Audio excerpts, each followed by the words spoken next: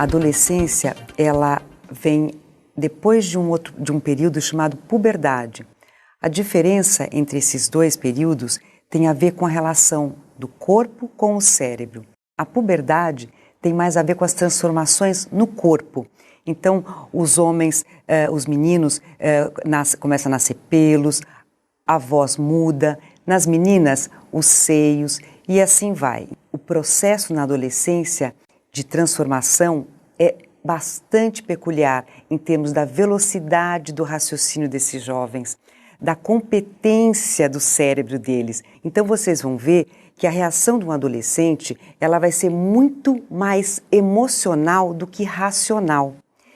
Ele vai ter uma tendência a responder a uma pergunta sua de maneira muito impulsiva. Por quê? Porque a parte racional dele, que está nessa região frontal, ainda não está tão desenvolvida. Ao mesmo tempo em que os adolescentes normalmente mostram uma capacidade bastante grande em raciocinar com problemas novos, resolver cálculos complexos, eles têm uma dificuldade bastante grande de tarefas simples, de realizar tarefas simples, como, por exemplo, organizar o seu próprio quarto.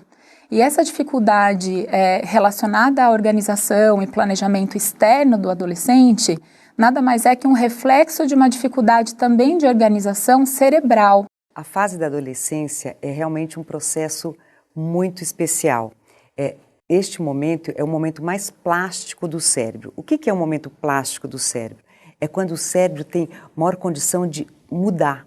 Se antigamente, para os adolescentes especialmente, era difícil conseguir se concentrar nas tarefas que eles estavam fazendo, hoje é ainda mais complicado. A gente tem um número de informações ao nosso redor tão grande e vindas de tantas fontes diferentes ao mesmo tempo, em que focar em determinadas coisas, inclusive naquelas que a gente quer focar, torna-se cada vez mais difícil. É muito importante a gente entender que o adolescente tem comportamentos reativos, questionadores, muitas vezes de um humor mais rebaixado, eles ficam mais chateados, mais depressivos, entre aspas, é muito também por conta dessa fase que o cérebro dele está passando.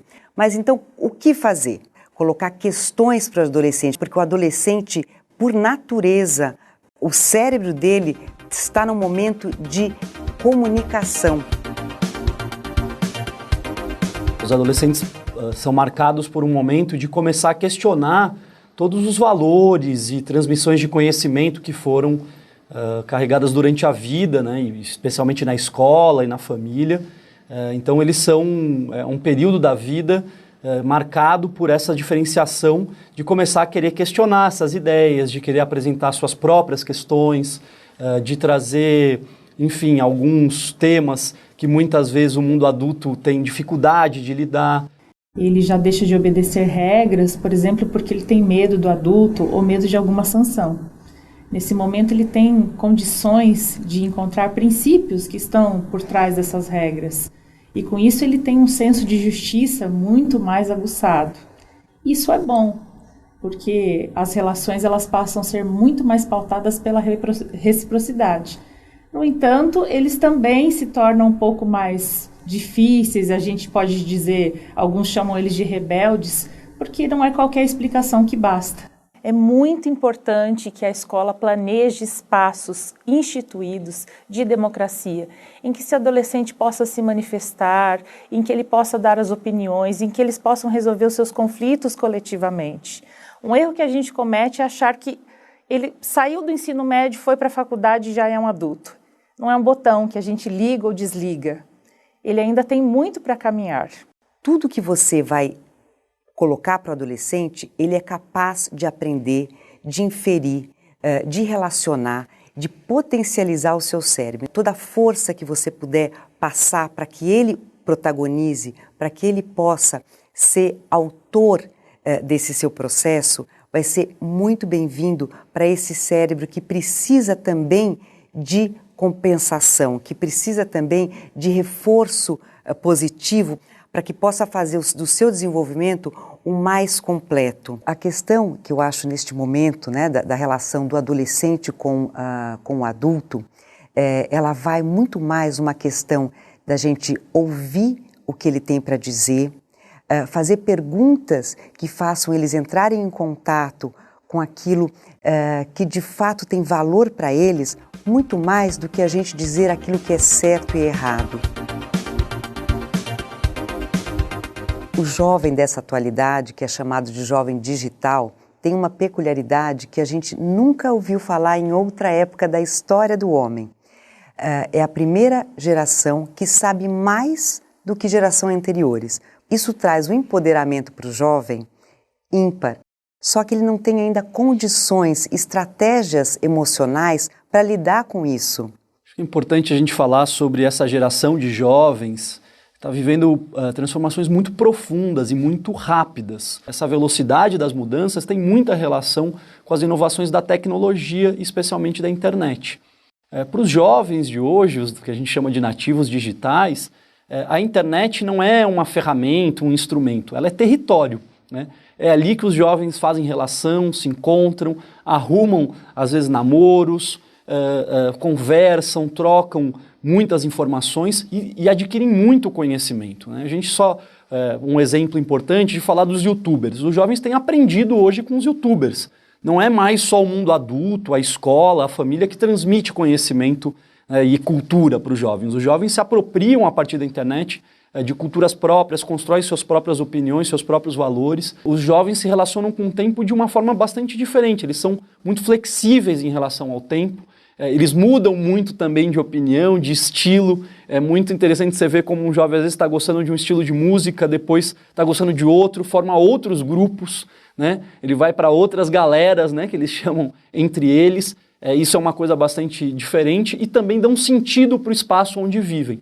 Então, quando a gente fala, por exemplo, do jovem de periferia, que eu acho que marca muito parte das escolas, o jovem de periferia não olha só para a precariedade do território, para as ausências, ele também olha para as potências desse território, ele cria símbolos em relação a isso, né? Ele cria marcas de roupa, ele se identifica a partir dali, linguagens próprias, formas de comunicação. Eu estou falando da periferia, mas a gente pode falar de jovens, né? O Brasil é muito diverso, então a gente pode falar de várias realidades, o jovem rural, outras realidades que a gente também pode perceber que tem culturas próprias. Nessa fase da adolescência, o que traz saúde para o jovem é a possibilidade de falar, de se expressar, de colocar das suas angústias, das suas ansiedades, das suas frustrações. Tudo isso faz parte da natureza. A possibilidade que os jovens têm de estar sempre conectados uns aos outros, isso faz também com que eles não saibam ou não desenvolvam algumas capacidades. Dentre elas, a capacidade de estar sozinho consigo mesmo, de olhar para dentro de si, de reconhecer os seus sentimentos e, a partir daí, expressá-los de maneira assertiva. Por isso é importante vocês terem estratégias, né, vocês professores, terem possibilidades de trazer aprofundamento para esse jovem, para que eles possam ficar mais equilibrados dentro desse processo entre emoção e cognição. E nisso, por que acontecem mais problemas de saúde mental? Justamente porque faltam espaços de diálogo. É muito comum hoje, nas escolas, quando a gente conversa com um jovem, o que você pensa do futuro? Tem jovens que não têm nem perspectiva, não sabem o que fazer, não sabem o que querem, porque muitas vezes a gente não está conseguindo fazer essa conversa.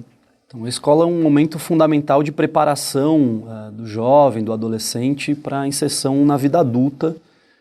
Isso marca diversas dimensões, né? O que ele vai continuar estudando, se assim ele quiser, qual a vocação dele para o mundo do trabalho e como ele vai atuar como cidadão na sociedade, né? A escola tem um importante papel de trabalhar essas dimensões, de discutir essas questões e de fazer com que o jovem possa refletir sobre esses possíveis caminhos a serem tomados no futuro e que precisam ser já preparados no presente, não podem ser só pensados lá na frente. Um dos principais conceitos para se compreender as relações entre adultos e jovens na escola, hoje em dia, é o conceito de horizontalidade. Então, mais importante do que o professor, no papel hierárquico de professor, chegar nas escolas com regras pré-estabelecidas para os estudantes, é ele estabelecer em conjunto com esses estudantes essas regras no ambiente escolar. Por vezes, a gente tem um modelo de educação que tem muitos alunos na sala, eu sei que o professor tem muitas dificuldades, né, o professor, o diretor, E por vezes esse aluno não é considerado na sua singularidade e não pode se expressar, não pode nem trazer suas opiniões. E isso gera muita dificuldade do jovem aceitar essa posição. Então é muito importante que a escola consiga considerar as opiniões dos jovens, consiga dialogar, né, e o adulto tem esse papel fundamental de trabalhar essa dimensão da formação, mas uma formação democrática, uma formação de escuta, de acolhimento, de reconhecimento da importância do jovem na escola e na sociedade. Toda aprendizagem é mediada por relações. Você, professor, é fundamental para o seu aluno. O seu exemplo, por mais que você não perceba, ele está sendo absorvido por este adolescente.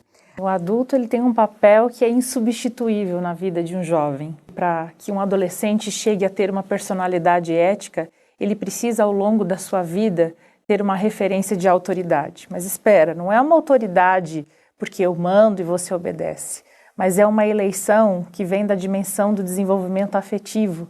Essa eleição da autoridade do adulto é uma eleição afetiva. Esse adulto de referência em quem essa criança, esse adolescente, esse jovem deposita confiança, em que há um apego, há até uma certa admiração. O adulto exerce esse papel fundamental de mediar os caminhos, de abrir portas para que esse adolescente ele passe e encontre novas oportunidades.